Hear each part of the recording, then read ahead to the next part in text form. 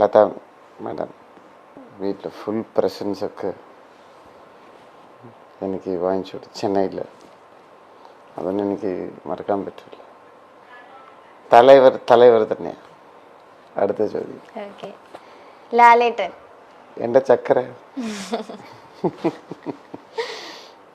എനിക്ക് ഏറ്റവും വലിയ ആഗ്രഹം വിജയ് സാറുടെ പടം ചിലപ്പോൾ ഞാൻ സൈൻ ചെയ്യുവാണെങ്കിൽ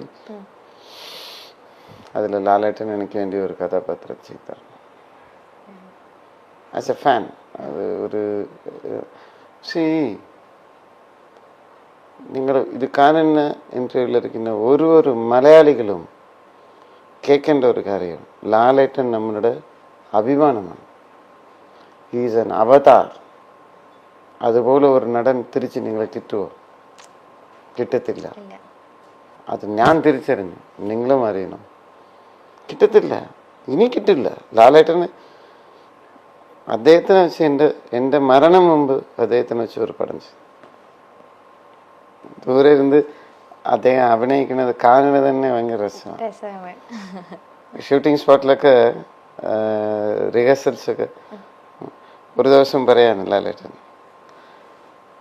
ടേക്ക് പോവാം. എനിക്കും ലാലേട്ടനുക്കും റിഹേഴ്സൽ ഇല്ല, ഡയറക്റ്റ് ടേക്കാണ്. കാരണം നമ്മൾ എന്താ ചെയ്യാൻ പോകുന്നത് നമുക്ക് അറിഞ്ഞൂടാ. But A magic will happen. அந்த ஸ்டார்ட் கேமரா ஆக்ஷனுங்கிறபோது அதான எங்களுக்கு சாஸ்திரம், அதான வேதா, അതാണ് മൊഴി, അതാണ് ദൈവം. ആ മനുഷ്യനെ വെച്ച് ഒരു പടമെങ്കിലും ഡയറക്റ്റ് ചെയ്യുന്നു. തീർച്ചയായിട്ടും. ഓക്കെ, പൃഥ്വിരാജ് എടാ ഫ്രണ്ട്. പൃഥ്വിരാജ് എടേ ഫോൺ വിളിച്ച ഇടറാ, ഫോൺ ഇടറാ. വിളിച്ചെടുക്കില്ല അല്ലേ? തിരക്കുണ്ട്. ഇവൻ അടുത്ത കാലത്ത് മറ്റേ ലൈം ടിവിക്ക് ഭയങ്കരമായിട്ട് ചിരിച്ചിട്ട് വീഡിയോ ഒക്കെ വന്നു. ആണോ ഫോൺ വിളിച്ച എടുക്കത്തില്ല. അതൊന്ന് തിരുത്തി മാറ്റ്, കുറച്ച് ക്യാരക്ടറെ മാറ്റ്. ഫോൺங்கிறது എന്തിനു വേണ്ടി?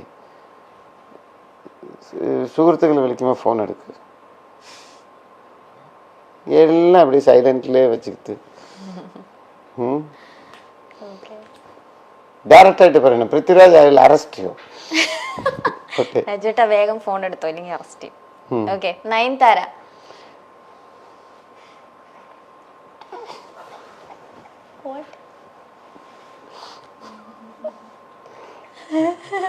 ഈ ചോദ്യം ആരാ ചോദിക്കാൻ പറഞ്ഞത്? ആരും ചോദിക്കാൻ പറഞ്ഞില്ല, ഞാൻ എഴുതി കൊണ്ടുവന്ന. വേണ്ടേ? ഇല്ല, ചോദിച്ചോ? ആക്ച്വലി ചെന്നൈയില് എന്താ ചേട്ടാ ചിരിക്കണ? ചെന്നൈയില് എൻ്റെ വെരി ലക്ഷറിയസ് എൻ്റെതും നയൻതാര ഫ്ലാറ്റും അപ്പുറത്തിപ്പുറത്താണ്. അപ്പോ ഡസ്റ്റ് ഇരിക്കുമ്പോ രാവിലെ എഴുന്നിരിക്കുമ്പോ എന്താര നയൻതാര താര നീങ്ക വാ താര അങ്ങനെ പാടും രാവിലെ. അയ്യോ